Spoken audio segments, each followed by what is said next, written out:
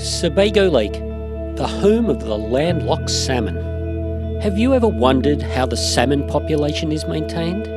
Some of the salmon population is naturally maintained by adults returning to their place of birth to spawn in the fall.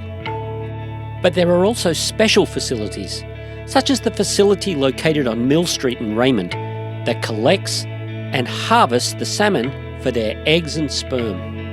The salmon make their short journey every year up Panther Run to a facility that is specially designed to trap and hold them until the time that they are ready for harvesting. Salmon make their way up a fish ladder into the building where wildlife biologists separate them by sex. The biologists observe the salmon for a period of time to determine the exact time of ovulation, and that is when processing the fish by means of hand stripping can occur. There are visual clues used by hatchery workers to estimate the approximate time of ovulation. For most species of fish, ovulation can best be verified by checking the female to determine when eggs flow freely from the genital opening. During this verification period, there is no need to remove the fish from the holding tank. The fish is turned upside down and gentle pressure is applied starting from the pectoral fin moving towards the vent. Being too rough on the fish will retard ovulation and reduce spawning success and can even kill them. When the eggs flow freely from the vent, then it is time for harvesting. On or about Election Day in November, when the salmon have finally reached ovulation, the staff prepare the salmon for stripping by placing the fish into a bucket with a solution of chemicals to anaesthetize the fish. Basically, they put the fish to sleep.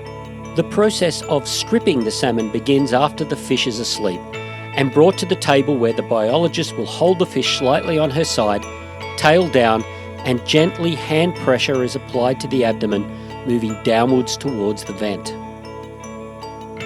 The eggs are directed into a collection bowl positioned so water dripping from the fish does not come in contact with the eggs.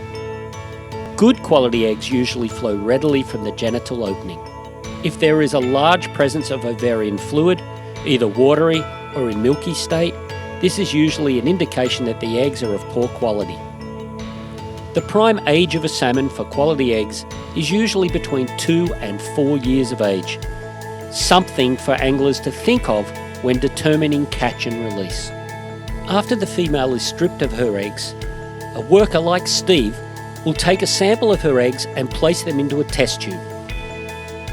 5 fish per tube is sampled and the tubes are marked, recorded, then sent to the lab for additional testing. This milking process is then repeated to secure the sperm from the male used to fertilise the eggs. After the fish are stripped out, the fish is taken to another station where the fish is measured, weighed, then released back to the river.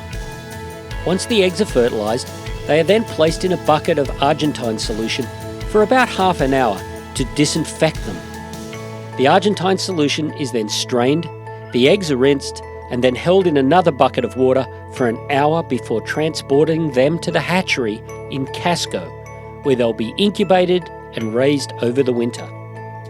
With natural habitats drastically changing and an increasing popularity of fishing, there is more and more of a need for biologists and hatcheries to help maintain a healthy fish population.